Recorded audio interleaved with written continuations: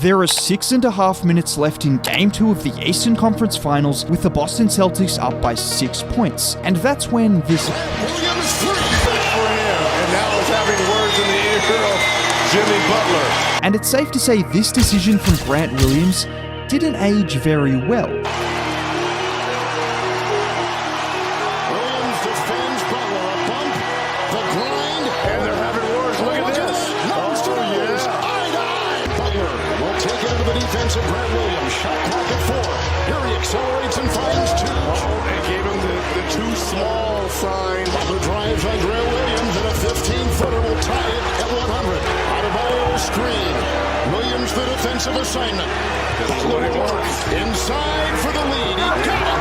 That's what he wants. Grant Williams on it. It was at this moment when Grant Williams realized he was a little bit out of his depth. After Williams knocked down his 3 with over 6 minutes left in the quarter, the Boston Celtics had a 9-point lead and a 92% win probability. Over the next 4 minutes, the Miami Heat went on a 15-4 run, with Jimmy Butler scoring 9 of those points in one-on-one possessions against, you guessed it, Grant Williams. But Grant Williams should have known to never do this. Let's go back to the first round of these playoffs. It's Game 5 on the road against the widely considered best team in the league. The Heat trailed by 6 points with just over 2 minutes left in the game when this happens. The last 6 make it the last 8 for Miami. He has come alive. They are feeding him. Drew and Butler having some words. After going back and forth all game long, with 2 minutes left in the game, Jimmy tells Drew Holiday, "I own you." Just to understand this, the Heat were trailing on the road, and Jimmy is responding to a player who was voted the best defender in the league by his peers. And this didn't end well for Drew either, because Jimmy followed that up the very next possession, hitting a pull-up 3 in his face to tie the game, and once again talking trash to him. 2 minutes later, with the Bucks up by 2 and 2 seconds remaining, Jimmy beats Drew off the ball before disposing of Pat Connaughton and putting in one of the best shots you will ever see to tie the game. Butler went on to finish this game with 42 points, 8 rebounds, 4 assists, and 2 steals, sending home the #1 seed and championship favorites whilst sunning Drew Holiday in the process. This wasn't the first time we had seen Jimmy take something personal. In fact, we've seen it a lot, including Game 6 last year against the Philadelphia 76ers, the team that infamously chose Tobias Harris over him. With the Heat up by 1 point at the end of the first half, Butler had recorded just 9 points and 0 assists on 3 of 10 shooting. In the second half, he put up 23, 5 and 4 to go along with 1 steal and 1 block, hitting tough shot after tough shot before eventually finishing them off. And this is also where we got the infamous clip. Tobias Harris over me? But before we talk more about how Jimmy Butler made Grant Williams and the Boston Celtics look foolish, did you really think I was going to mention the history of Jimmy Butler and trash talking without mentioning the most infamous of all stories, the Minnesota practice? I'm gonna tell y'all what really happened. So we were at practice one day. Jimmy ain't came to no workout. Jimmy decides to show up. We start training camp. He comes 3 days after training camp start. Tibbs said, "We're gonna scrimmage." Jimmy hop up. I'm playing. He like, "Starters, Jeff, Jimmy, Wig, Taj, Cat." Jimmy said, "I ain't playing with them." He picked the Bad News Bears. He like, "I'm playing with them. We playing first game." Dump the ball. He's like, "I got Cat." We throw it to Cat first play. Jimmy steal it.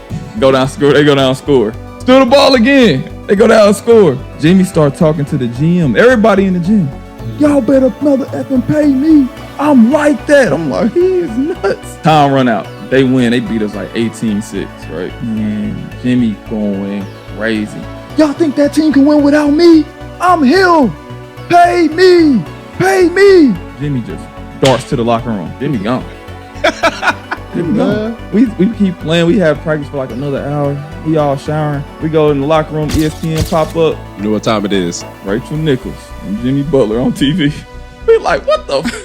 He like, "Yeah, I just killed them at practice and I think they all good players." We like, what? Hold on. I can't make this up, bro. He came and killed us and did an interview at home. So getting back to Grant Williams. You are Grant Williams.